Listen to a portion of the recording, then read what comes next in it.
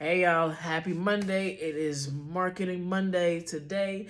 Today's topic, I'm actually going to select to make it be about email listing, creating an email blast, creating an email campaign, why it's important, why you should not ignore emails in general, right? So this is going to go into basically what you need to communicate with your people, with your followers, with your supporters, right? So a lot of times, a lot of us, we depend on social media to be able to really relay the information that we are having, like updates in our business, and just send them out to them versus just having a different way of communicating. We don't have to just rely on them just being our followers.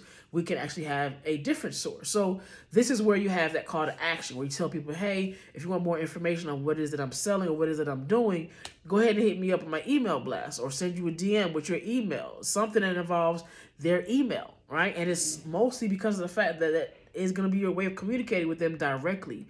So you don't have to rely on social media or anything else, because in my mind, I think worst case scenario, if something were to happen, Instagram say, yeah, we're done with all this and we're gonna change up the whole thing. What y'all gonna do when it comes to people being able to keep in contact with you?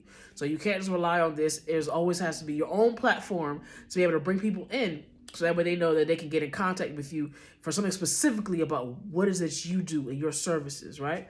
So if you do not have an email listing already, I advise that you go ahead and get you one. And the easiest way to be able to really get an email listing built is to go ahead and get you a free, get a free account with Linktree. You can get one with them. Well, actually, you gotta pay for the email subscribers list to have access to. It's like $9 for that month. But if you want to get a free email campaign account somewhere you can get your account for free to build up your email list would be someplace like MailChimp. MailChimp is pretty good. It's your first 2,000 are free, and that way, of course, if you get more, you can pay for the others that come on, and you can connect it to pretty much anywhere. You can connect it to Square, you can connect it to WordPress, you could even connect it to Linktree.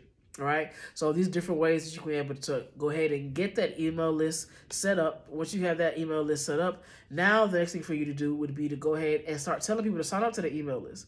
So if you have that list set up, tell them to sign up. You can also create a form. If you have a form like a questionnaire, you got people that have done service with you before, or you want to review, you can create a form through JotForm. That way they can be like, you can have them go to that form, submit their review, submit whatever comments that they may have, get that questionnaire going, see what's in their minds that you can use for data later on. Then grab that email that they're providing in there with permission of asking them to be able to add your email list. Once they are giving you the permission, you can add them to that list on MailChimp. All right. Same thing were to go if you decide to get something on Linktree. Linktree, as we know, is free to sign up, but if you decide to save those emails that are adding on to your subscribers list, then you want to make sure that you pay for that premium service to be able to save that CSV and put that into your MailChimp. Now you can go ahead and import all those emails to be able to really create and build up your email list. And it's always best, of course, if you can have those email lists, depending on where they come from, and depending on what they signed up for initially, to separate them via tags if you're going to use MailChimp.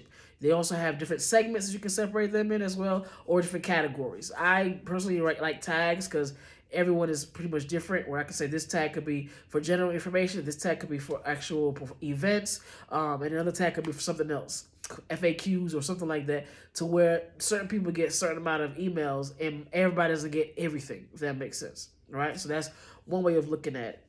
And then ultimately, as time goes on, when changes are being made amongst social media, you never have to worry about ever losing contact with those subscribers. Really, yeah, with those customers, with those followers, because they will always be in an email list, of course, until they were to unsubscribe. But if that's not the case, you can keep contact with them and be able to grow it. And then there's also a different way for you to be able to plug in other things you may have going on that they may have an interest in. If you have products that are in there that you have that you don't provide to the public just yet, you can send it to them first and say, hey, because you're on my email list, you get to be able to really enjoy this premium service